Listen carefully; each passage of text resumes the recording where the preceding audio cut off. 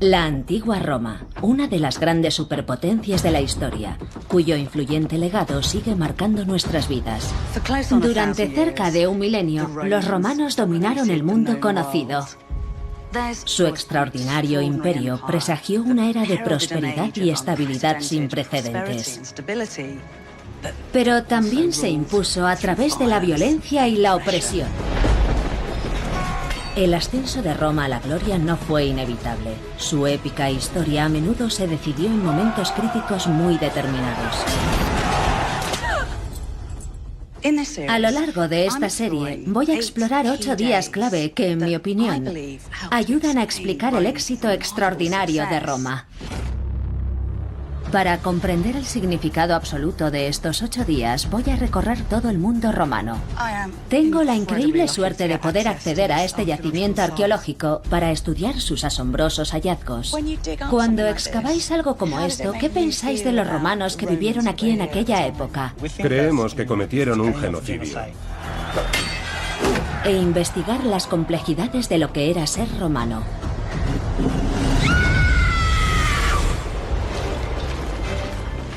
Este fue el día en el que un general romano, Publio Cornelio Escipión, se enfrentó cara a cara con el legendario Aníbal y el poderoso imperio de Cartago, en una batalla que determinaría si Roma realmente tenía fuerza para gobernar el mundo antiguo.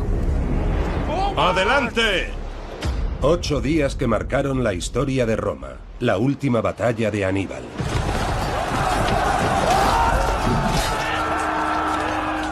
El 19 de octubre de 202 a.C. se decidió el futuro de 2 grandes civilizaciones en el implacable desierto del norte de África, en un lugar llamado Zama. Desde mi punto de vista, fue un día crítico en la historia del mundo antiguo. Una batalla en la que el ganador se quedaría con todo, entre la majestuosidad de los cartagineses y los advenedizos romanos.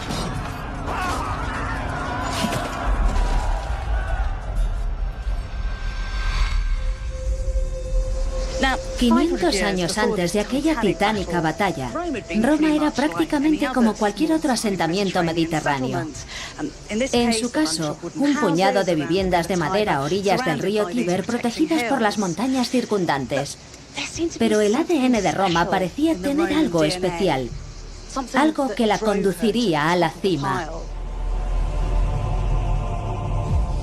Su ambición inexorable y su amor a la guerra condujeron a Roma al día en que se enfrentaría al ejército cartaginés en Zama.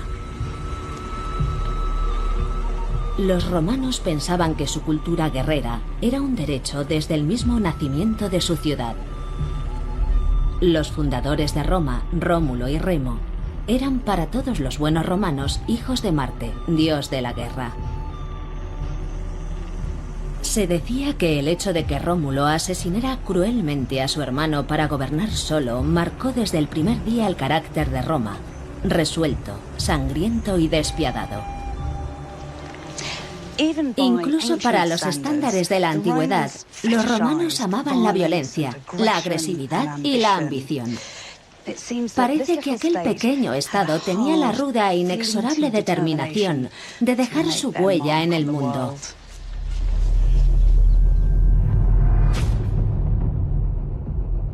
Hace 2500 años, Roma ocupaba una fracción de la actual ciudad moderna. Solamente 10 kilómetros cuadrados con una población de 60.000 habitantes.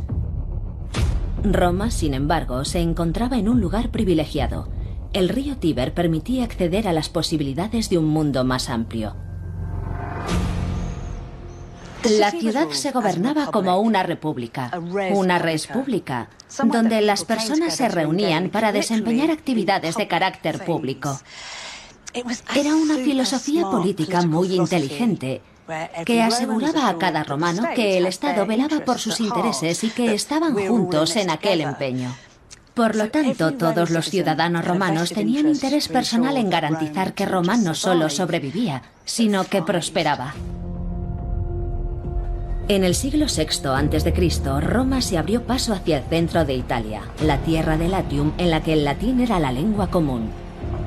La ciudad de Gabios, a unos 18 kilómetros al este de Roma, fue una de las primeras en ser absorbida por el proyecto romano. Aquí, en las ruinas de la antigua Gabios, nuevas excavaciones están sacando a la luz cómo Roma asimilaba a sus vecinos. Convertía a los forasteros en aliados de Roma, con amenazas de actos violentos, pero también prometiendo protección y prosperidad. Nicola Terrenato dirige este sobresaliente proyecto. ¿Qué habéis averiguado al excavar aquí sobre la relación de una ciudad como Gabios con Roma? Era la ciudad más próxima a Roma, así que fue donde Roma puso a prueba su metal. Vemos que nada más iniciarse su alianza ocurrieron toda clase de cosas positivas. Se levantaron grandes templos, las casas de la élite se volvieron más grandes, más lujosas, se construyeron fabulosas carreteras. Ahora mismo estamos pisando una serie de caminos que unían a los habitantes de Gabios con Roma, caminos protegidos por el ejército romano y por los que era muy fácil transitar. Era una estrategia romana muy clara, ¿no? Venir a ciudades como esta y ofrecer protección a cambio de hombres que lucharan por Roma. En efecto, era una forma muy barata de expandirse, pero también sabían ser despiadados, y cuando una ciudad se oponía a la expansión romana, la atacaban, la sitiaban y se dedicaban al pillaje. En algunos casos excepcionales arrasaban la ciudad, de modo que su enfoque era el de la zanahoria y el palo. Lo magnífico de estar aquí es que casi se puede oler la determinación de Roma. Roma estaba aprendiendo lo que luego haría a lo largo de todo el Mediterráneo. Este era su laboratorio. Lo repetiría en centenares de comunidades urbanas mediterráneas, pero empezó aquí.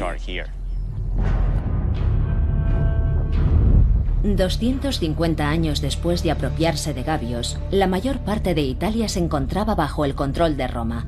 Se había conseguido por medio de un vasto chantaje, aunque no se llamara así. Ahora lo único que se interponía en la insaciable ambición de Roma era Cartago. Cartago había querido lo mismo que quería Roma, un glorioso imperio. Con redes comerciales y colonias que se extendían desde el Líbano al este hasta España al oeste, era la refinada superpotencia del Mediterráneo. Ambas potencias estaban a punto de enfrentarse cara a cara. Cartago, la fuerza dominante del mundo antiguo, contra Roma, la recién llegada.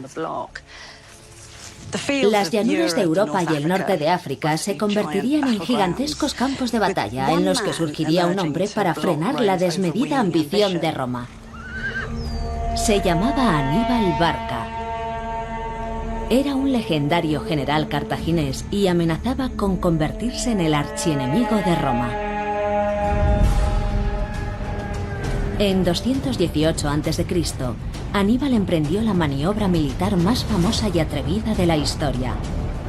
Al frente de un gigantesco ejército multiétnico, marchó desde España con 38 elefantes. Cruzó los helados Alpes y se adentró en Italia. Empujando hacia el sur, Aníbal logró una victoria tras otra mientras sobre Roma se cernía el desastre. Mike Loach es experto en guerras de la antigüedad. ¿Qué hombre tan excepcional debía ser Aníbal? Aníbal es una figura legendaria porque era un genio de las estrategias y las tácticas bélicas. Lideraba un ejército políglota formado por númidas y libiofenicios del norte de África y tropas íberas procedentes de sus campañas en España. Supuestamente hablaba a todos los soldados en su lengua correspondiente. Era un general cercano. ¿Qué mayor testimonio podría haber de su carácter?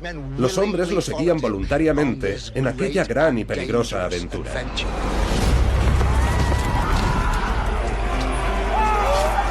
Roma luchaba desesperadamente contra Aníbal y sus tropas, que avanzaban arrasando su patria.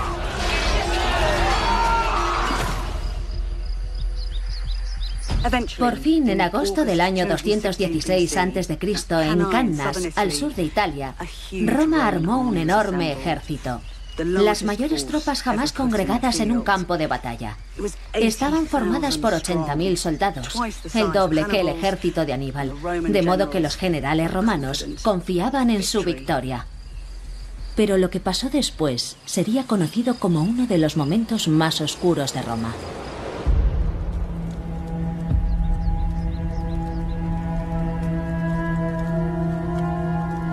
Más de 40.000 hombres, algo más de la mitad del ejército romano, fueron masacrados.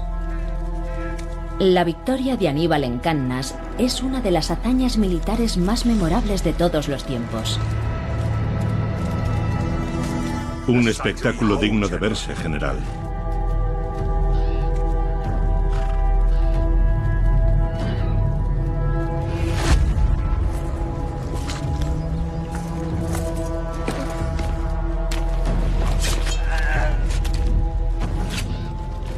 Pero según uno de los más importantes historiadores romanos, Livio, del vergonzoso baño de sangre de Cannas, nació un auténtico héroe romano.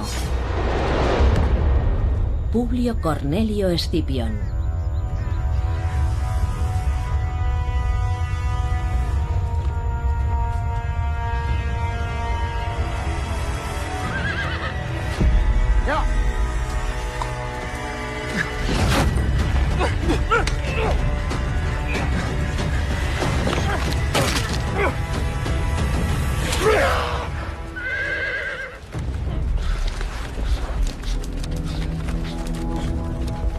Sería el hombre que se enfrentaría a Aníbal en Zama y demostraría al mundo por qué Roma era la excepción y había nacido para gobernar.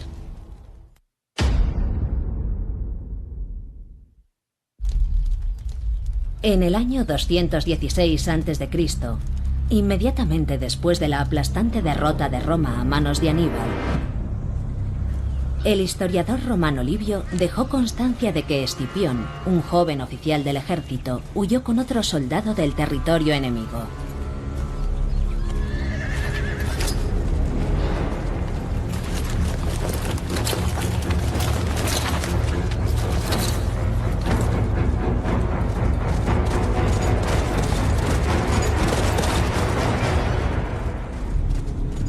Después de la matanza en Cannas, el compañero de Escipión era uno de los muchos hombres dispuestos a desertar del ejército romano.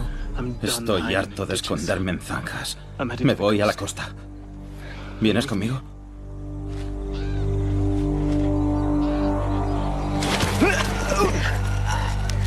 Juro que nunca desertaré de Roma. Si rompo mi juramento, que el propio Júpiter me conduzca a una muerte infame. ¡Ahora tú! Quítame la espada del cuello y juraré. ¡Jura! Juro que nunca desertaré de Roma. Si rompo mi juramento, que el propio Júpiter me conduzca a una muerte infame.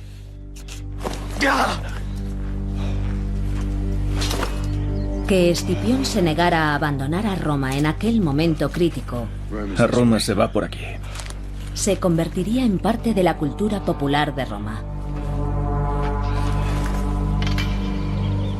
En una guerra en la que todo iba mal, sobresalió la valentía de Escipión. De hecho, personificaba todas las cualidades que valoraban los romanos, y en particular, la virtus. La palabra latina virtus viene de vir, que significa hombre. Todo el que poseía virtus era valiente y fuerte en nombre de Roma. Y a cambio, Roma le otorgaba gloria y dignitas. Es decir, una fama gloriosa y una dignidad reconocida. Aquellas cualidades definirían a Escipión como un héroe romano de manual. No obstante, inmediatamente después de la derrota en Cannas, aquella idea de gloria parecía muy lejana. Cuando la noticia de la matanza llegó finalmente a Roma, un sentimiento recorrió la ciudad: el miedo. Aníbal podía aparecer en cualquier momento. La ciudad amenazaba con caer presa del pánico. Casi todos los hogares habían perdido a alguien y los aullidos de los dolientes llenaban las calles. Los políticos tenían que controlar la situación.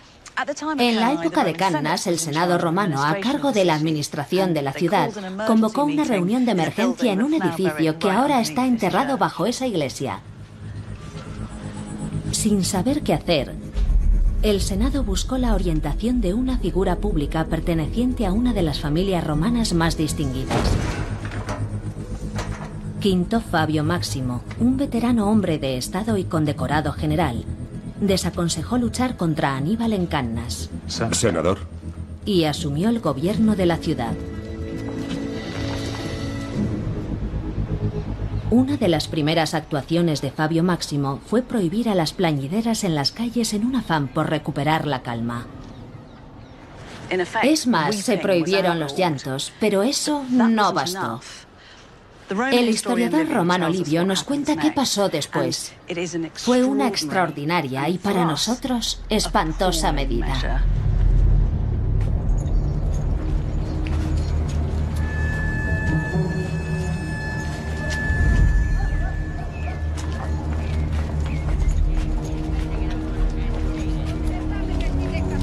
Una sacerdotisa de las llamadas vírgenes vestales fue acusada de haber mantenido relaciones sexuales, quebrantando así su voto de castidad.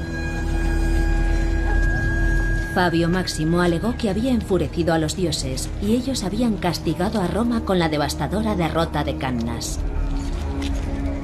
Para apaciguar a los dioses, ordenó que la Virgen Vestal fuera castigada con un terrorífico destino: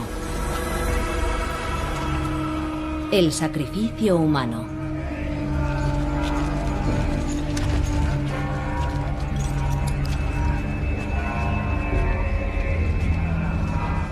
¿Alguna noticia de tu hijo? Ninguna, senador. Roguemos a los dioses que con su grandeza lo permitan vivir.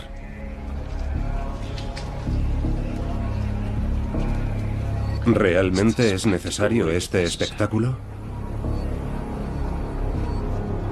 Roma no es nada sin el favor de los dioses.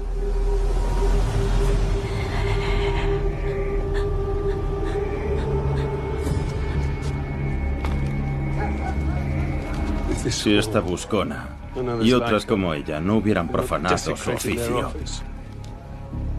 quizá tu hijo estaría a tu lado hoy.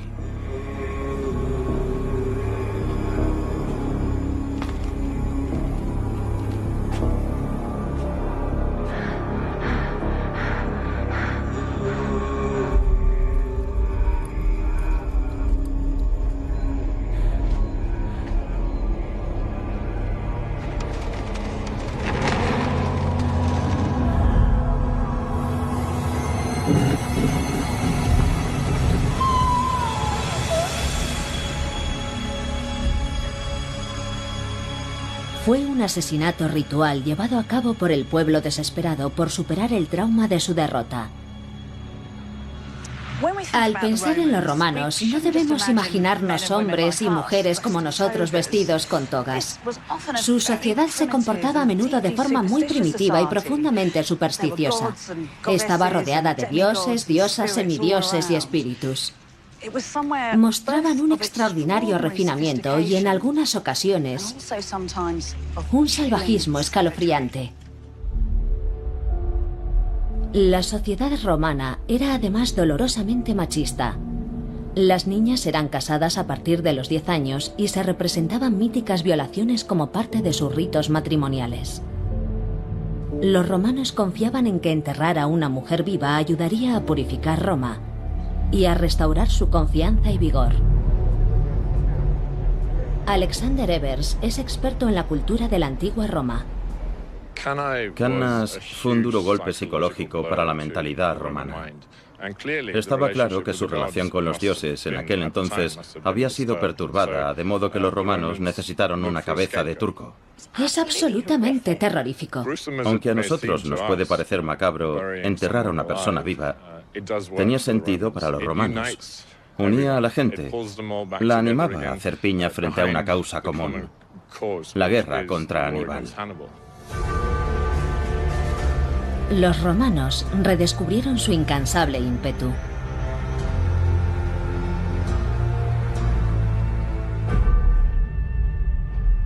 En los años posteriores a la derrota en Cannas, la guerra contra Cartago se extendió por el mundo antiguo. Fue un juego del ratón y el gato con duros enfrentamientos en tierra y mar. Mientras Roma emprendía una desesperada guerra de guerrillas en Italia, impidiendo así que Aníbal atacara la ciudad en sí, los generales romanos planeaban desestabilizar el imperio cartaginés. Y en el año 210 a.C. lanzaron su contraataque en la principal base cartaginesa, España. Para Escipión supuso la oportunidad de ascender de rango.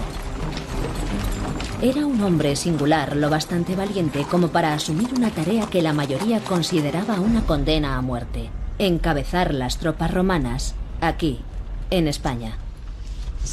Escipión solo tenía 25 años cuando se puso al mando del ejército de Roma en España y casi inmediatamente volvió la guerra a su favor al capturar tropas y ciudades cartaginesas.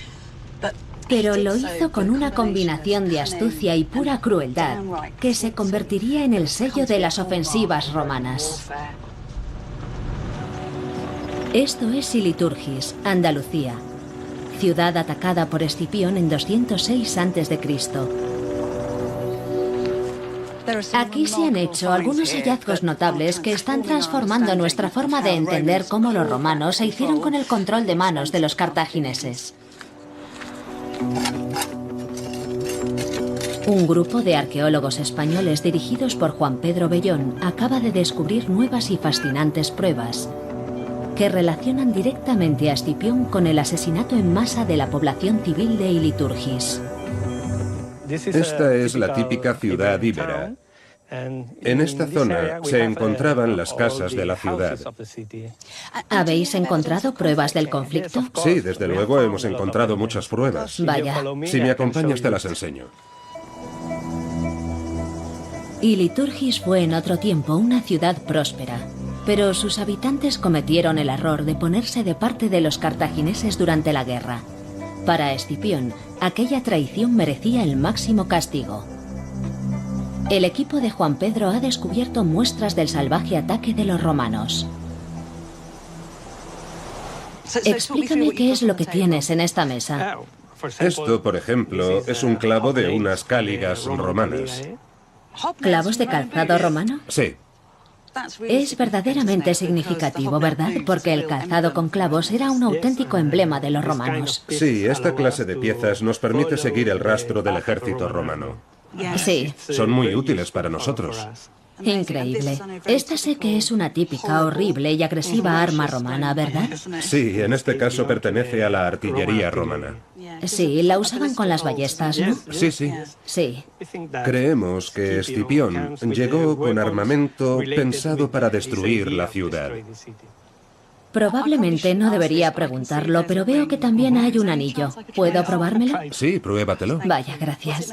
¿De qué está hecho? Es un anillo de bronce. Es asombroso. Esta será la primera vez que se lo pone a alguien en 2200 años. Sí.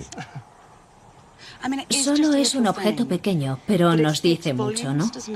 Porque nos habla de la gente de esta localidad, que sufrió la invasión de un ejército extranjero y usaba su territorio como campo de batalla. Creemos que los romanos cometieron un genocidio porque no encontramos restos de población en los alrededores después de haber sido sitiados. O sea que la población fue prácticamente aniquilada. Sí, probablemente el 80 o 90% de la población fue aniquilada. Las pruebas halladas por Juan Pedro y su equipo son convincentes. En el preciso momento histórico en el que aparecen armas romanas en este paisaje, todas las señales de vida de Iliturgis desaparecen del yacimiento arqueológico. Da que pensar que Escipión, uno de los grandes héroes romanos, fuera capaz de masacrar a sangre fría a los hombres y mujeres que se atrevieron a desafiar a Roma. Escuchemos lo que dijo el historiador romano Livio sobre la batalla que tuvo lugar aquí. Nadie pensó en tomar prisioneros con vida. Nadie pensó en saquear. Personas armadas y desarmadas fueron abatidas por igual. Las mujeres junto a los hombres y movidos por una ira cruel, masacraron también a los niños. Disfrutaron al destruir todo vestigio de la ciudad y borrar el recuerdo mismo del hogar del enemigo. Es un pasaje realmente estremecedor, pero hasta ahora no había podido ser verificado. Los hallazgos, sin embargo, demuestran que este lugar fue objeto de una atrocidad. La noticia de la matanza se difundió con asombrosa velocidad y propició la aparición de una de las armas más poderosas de los romanos: el miedo. El mensaje era claro: no te metas con Roma. O estás con ella o estás contra ella. Fue una forma temprana de terrorismo de Estado. Las sangrientas victorias de Escipión en España lo establecieron como la gran esperanza de Roma para derrotar a Aníbal y al ejército cartaginés. La feroz batalla por el poder estaba a punto de alcanzar su clímax. En un enfrentamiento entre los dos generales, que no tendría lugar en Italia ni en España, sino en las llanuras del norte de África.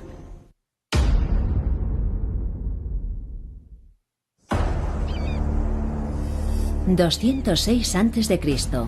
Tras 5 años de sangrientas luchas, Escipión había vencido a las tropas cartaginesas en España y asegurado territorios y recursos vitales, entre ellos las minas de plata españolas en beneficio de su ciudad natal.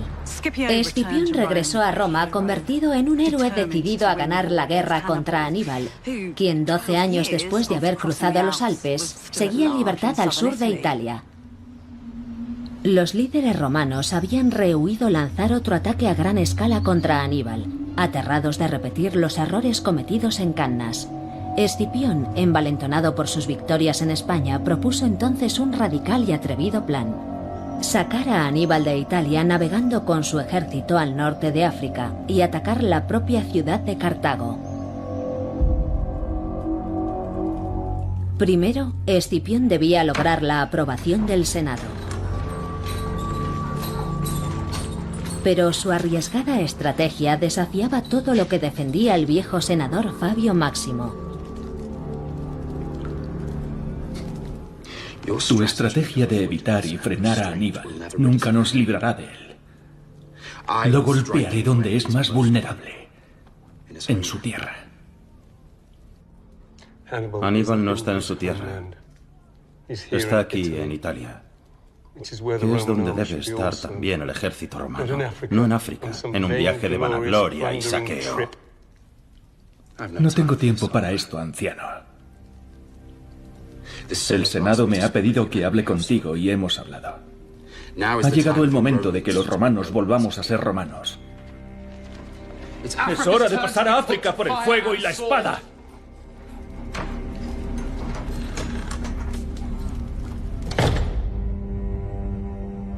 Finalmente, 2 años después de volver de España, el Senado cedió y Escipión puso rumbo a África. Cuando la propia ciudad de Cartago se vio amenazada directamente, Aníbal fue forzado a regresar a su patria. De momento, el audaz plan de Escipión parecía estar funcionando. En octubre de 202 a.C., en las llanuras de Zama, cerca de 130 kilómetros al interior de Cartago, ambos ejércitos se encontraron cara a cara.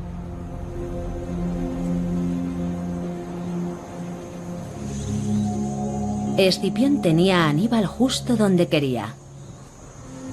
El escenario para el choque crítico entre Roma y la antigua potencia de Cartago estaba preparado. La batalla de Zama fue un ajuste de cuentas tremendamente personal entre Aníbal y Escipión. Ambos tenían un pasado común y se reunieron. Se reunieron supuestamente antes de la batalla de Zama. Aquello obedecía a los ideales románticos de las guerras de la antigüedad. Era como cuando los capitanes de 2 equipos se dan la mano antes de un encuentro deportivo. Aunque iban a enfrentarse en nombre de sus civilizaciones, era una época en la que la gloria personal tenía enorme importancia. Totalmente, era la cultura de los guerreros. Que aquellos 2 gigantescos generales decidieran verse frente a frente, quizá fue solo porque querían mirarse a los ojos una vez. ¿Quién sabe? Pero es admirable que tuvieran una reunión en privado, a solas, antes de la decisiva batalla final.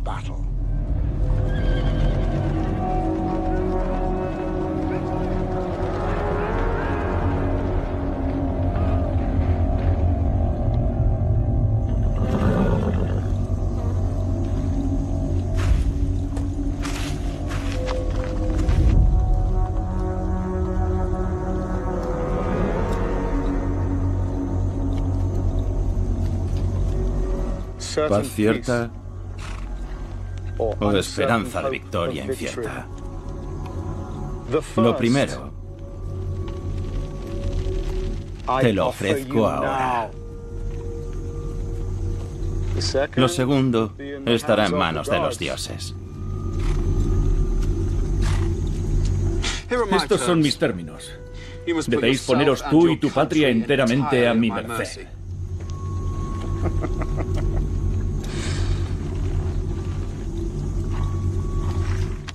Que así sea.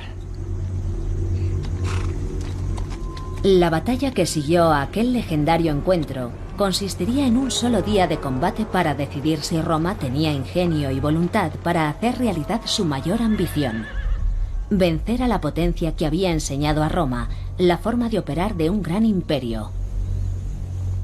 Como Livio dijo con claridad, no podía haber más en juego. Si tenían éxito, no serían los vencedores durante un día, sino para siempre. Sabrían antes de que acabara el día siguiente si sería Roma o Cartago quien dictase las leyes de sus naciones. No solo África e Italia, sino el mundo entero sería el premio de su victoria. Pero tan grande como el premio sería el peligro de la derrota. Esto fue escrito 200 años después de Zama. Sabemos, por lo tanto, que la batalla causó un gran impacto en la imaginación de los romanos. Estoy totalmente convencida de que la gente de la época fue consciente de su crucial importancia. Supuso la culminación de 50 años de conflicto intermitente entre las principales potencias del Mediterráneo. Efectivamente, el ganador se quedaría con todo.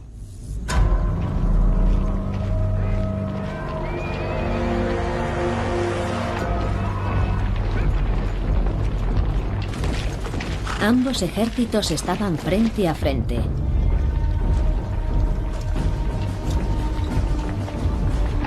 Aníbal con 36.000 soldados. Escipión con 30.000.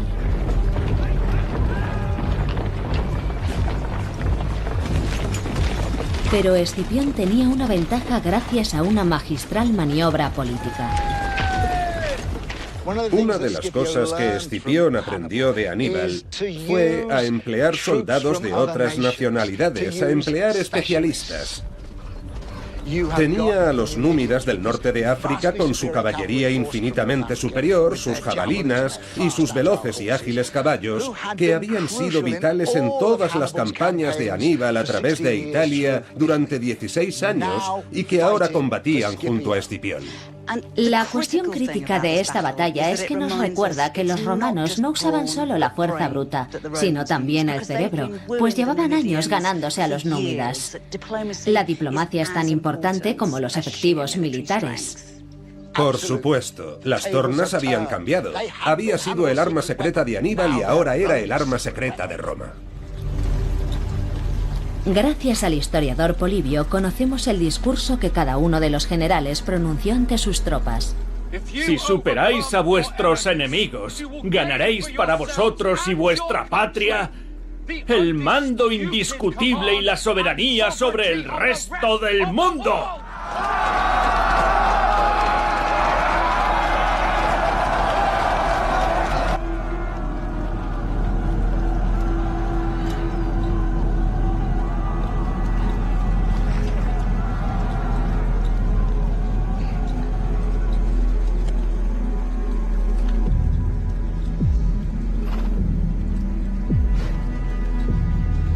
Este es el día en el que confirmaréis vuestra reputación de invencibles. Luchad con valentía y defended vuestra orgullosa reputación de ejército que nunca ha conocido la derrota.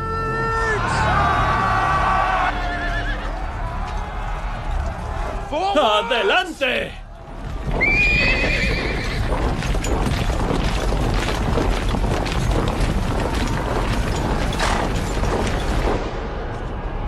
La caballería númida de Escipión atacó de inmediato a la pequeña tropa de caballería de Aníbal y la persiguió hacia el desierto.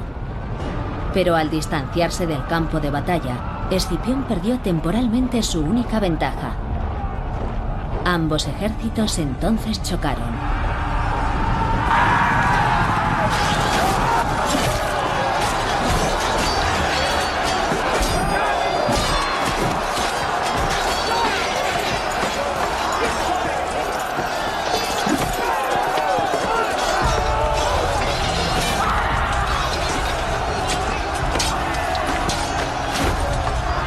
La infantería romana era superior en disciplina y adiestramiento, pero los cartagineses luchaban desesperadamente por salvar su ciudad. ¡Alargad la línea! Aníbal ordenó a algunos de sus soldados que se movieran a los flancos con intención de envolver a los romanos como ya hicieron en Cannas. ¡No los dejéis pasar! ¡Adelante!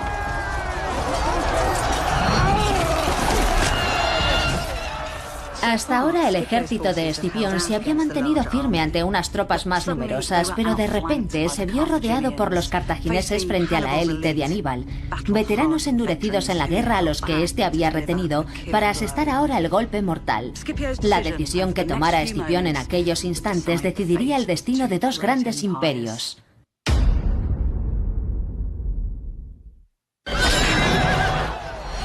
Mientras la batalla de Zama seguía con furia, ¡no retrocedáis! La infantería romana sangraba exhausta.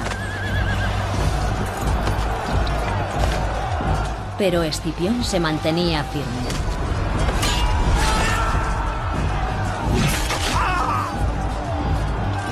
¡Romanos! ¡Adelante! ¡Adelante!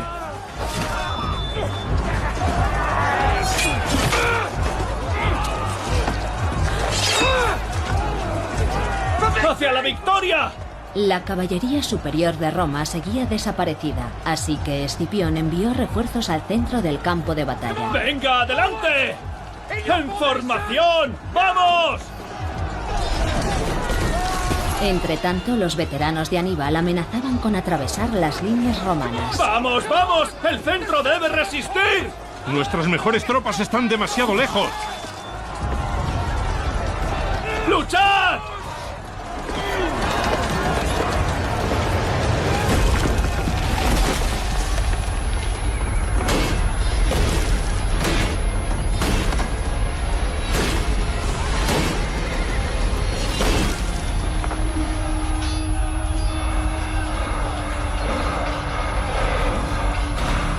Los hombres de Escipión estaban a punto de derrumbarse.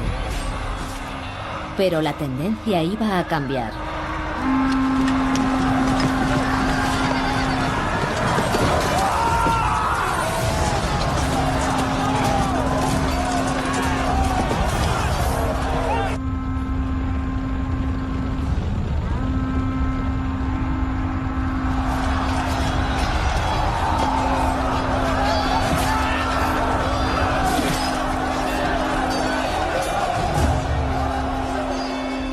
La batalla continuaba desde el amanecer. A primera hora de la tarde, la caballería númida volvió a la refriega y atacó a las tropas de Aníbal por la espalda, rodeándolas. Igual que 14 años antes, Aníbal había rodeado al ejército de Roma en Cannas.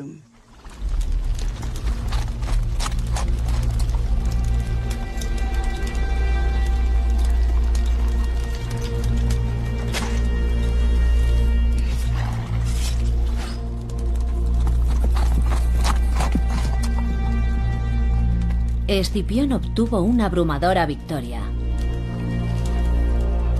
20.000 soldados cartagineses yacían muertos.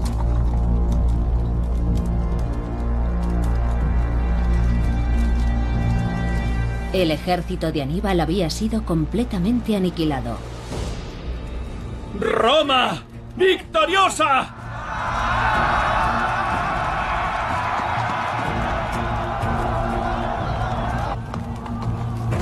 Aníbal había escapado a la matanza y cabalgó directo hasta Cartago, una ciudad que hacía 36 años que no pisaba. sobreviviría para ver cómo Roma humillaba a su anteriormente orgullosa ciudad. Escipión sabía lo que significaba aquella victoria para él. Se había establecido como el general con más éxito de Roma y había alterado el equilibrio de fuerzas en el Mediterráneo. Los cartagineses no tuvieron más remedio que suplicar la paz. Sabían que la alternativa era el exterminio. Cartago tuvo que pagar una abultada indemnización, 10.000 talentos, en torno a 250 toneladas de plata, y entregar todos sus barcos de guerra salvo 10. Los términos impuestos por Roma le aseguraban que la otrora poderosa ciudad de Cartago no volvería jamás a ser una gran potencia. Finalmente, en el año 146 a.C., el ejército de Roma, encabezado nada menos que por el nieto de Escipión, arrasó Cartago. Su población fue masacrada o esclavizada. El sufrimiento debió ser espantoso. Hombres y mujeres fueron colgados, destripados, violados, decapitados. Mientras tanto, los romanos se propusieron reescribir la historia, retratando a los civilizados cartagineses como vulgares bárbaros, que no merecían compasión en su derrota. Aquel mismo año, Roma destruyó también la ciudad griega de Corinto y se apropió de su cultura. Aquella repugnante fiereza y su cínica mitificación eran esenciales. Representaban el triunfalismo de un pueblo que se había embarcado en un gran proyecto imperial. Por eso para mí aquel día fue crucial. La victoria de Escipión frente a Aníbal supuso un punto de inflexión en la historia de Roma, en el momento en que la influyente ciudad-estado se convirtió en una potencia imperial imparable. Tras derrotar a Cartago, un desdichado día en las llanuras de Zama, vemos cómo empiezan a aflorar las características clave del Imperio Romano. Un irrefrenable convencimiento de su derecho a gobernar, una determinación implacable por vencer a cualquier precio y una identidad compleja. Idolatraban el honor y la honradez, mientras instigaban campañas basadas en la violencia y el terror.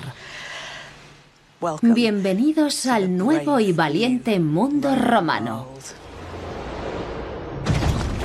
En el siguiente episodio, el nuevo imperio romano se verá amenazado desde dentro.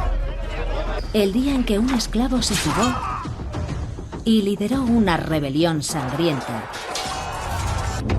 que podría acabar con el legado de Escipión. Me llamo Espartaco.